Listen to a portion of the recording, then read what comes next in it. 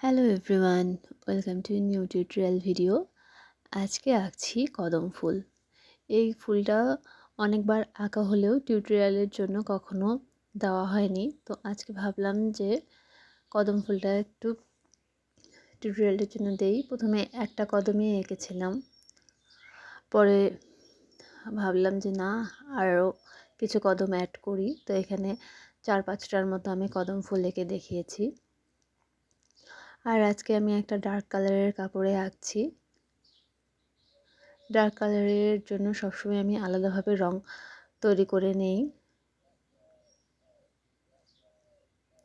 এখানেও সবুজ রংটা আলাদাভাবে তৈরি করে নিয়েছি। হোয়াইট পেস্ট বেস্ট কালার এগুলো।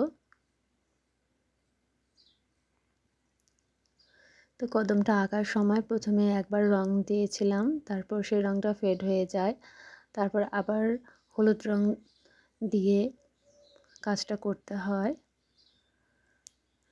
যখন হালকা কালারে কাজটা করবেন তখন একবার কালার দিলেই হয়ে যাবে, কিন্তু ডার্ক কালারে আসলে বারবার ফেড হয়ে যায়, সেজন্য ভালোভাবে আবার করতে হয় এবং অবশ্যই হোয়াইট পেস্ট বেস্ট কালার দিয়ে কাজটা করতে হবে। আর কেউ যদি white paste best colour use করতে না চান তবে সেখানে আগে সাদা রং দিয়ে বেসটা দিয়ে দিতে হবে, তার উপরে রং দিতে হবে। এখানে কদমের জন্য আমি প্রথমে হলুদ, তারপর কমলা, এই দুটো রং দিয়ে কাজটা করব। আর ফুলগুলো আঁকার জন্য আমি একটা ফ্ল্যাট ব্রাশ নিয়ে নিয়েছিলাম। আপনারা চাইলে রাউন্ড ব্রাশও ইউজ করতে পারেন।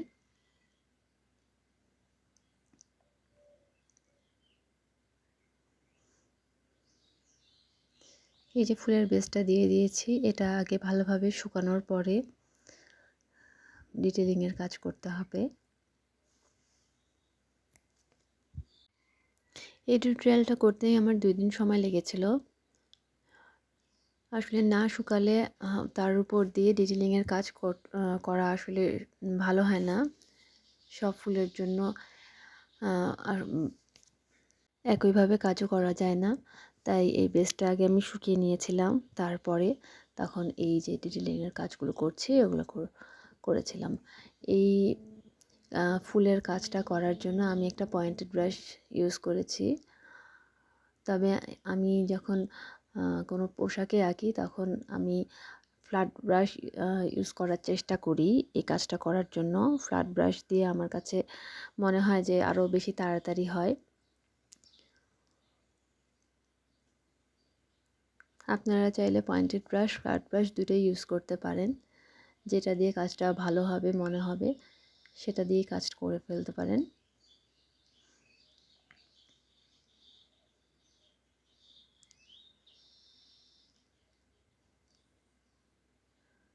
এটাই আসলে আমার মনে হয় যে কদম আঁকার সবচেয়ে সহজ একটা টেকনিক। আরও অনেকভাবে কদম ফুল আঁকা যায়।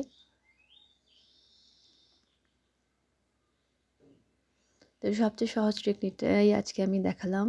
এরপরে কখনো সুযোগ হলে আরও কীভাবে আমি কদম আঁকি আমি দেখানোর চেষ্টা করব।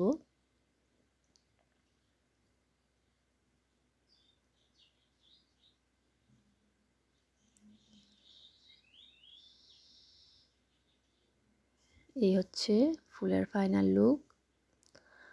আপনারা কে কীভাবে কদম আঁকেন আমাকে জানাতে পারেন।